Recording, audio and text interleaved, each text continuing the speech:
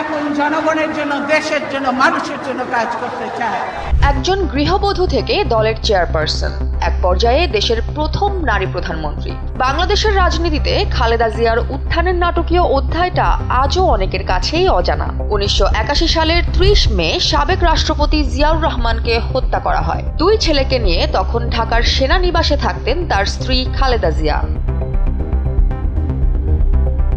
জিয়াউর রহমানের মৃত্যুতে কার্যত বিপর্যস্ত ও নেতৃত্বহীন হয়ে পড়ে বিএনপি। দলের ভেতরে তখন তীব্র অস্থিরতা। কাউন্সিলের মাধ্যমে নতুন নেতৃত্ব গঠন করতে চাইছিলেন দলটির একাংশ। RICL TMX, যুগের পর যুগ স্থাপনা থাকে মজবুত। অন্যদিকে বিচারপতি আব্দুস সাত্তারকে রাষ্ট্রপতি বানাতে চান তৎকালীন সেনাপ্রধান জেনারেল হুসেইন মোহাম্মদ এরশাদ।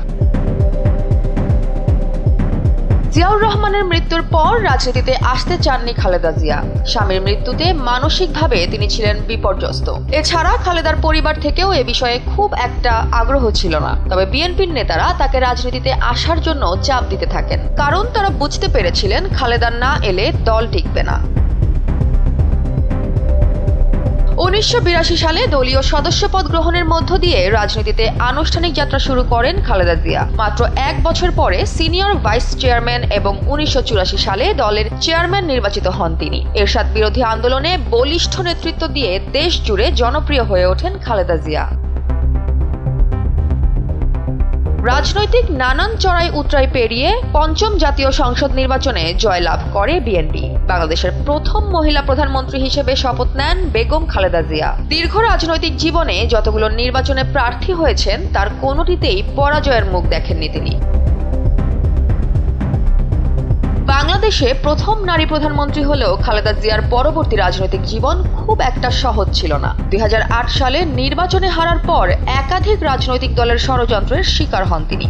14 সালের নির্বাচন বর্জনের পর রাজনৈতিকভাবে অনেকটা চাপে পড়ে যায় বিএনপি। খালেদা জিয়ার বিরুদ্ধে দায়ের করা হয় দুর্নীতির মামলা। 2018 সালে জিয়া অরফেস ট্রাস্ট দুর্নীতির মামলায় তাকে গ্রেফতার করে কারাগারে পাঠানো হয়। 2020 সালে সরকারি আদেশে মুক্তি পেলেও বিদেশ যাত্রা ও সক্রিয় রাজনীতিতে অংশ নেওয়ার উপর দেওয়া হয় নিষেধাজ্ঞা। সবশেষে 2025 সালের 5 অগস্ট আওয়ামী লীগের পতনের পর একে একে সব মামলা থেকে খালাস পান তিনি। দশকের পর দশক রাজনৈতিক চড়াই উতরাই পার করে এখনো অবিচল রয়েছেন তিনি। বিভিন্ন প্রতিকূলতার বিরুদ্ধে সর্বদা আপোষহীন এই নেত্রী বাংলাদেশের রাজনৈতিক ইতিহাসে শুধু ক্ষমতার নয়, দৃঢ়তা আর অটলতার এক মূর্ত প্রতীক। জয়া হাসান, NPB।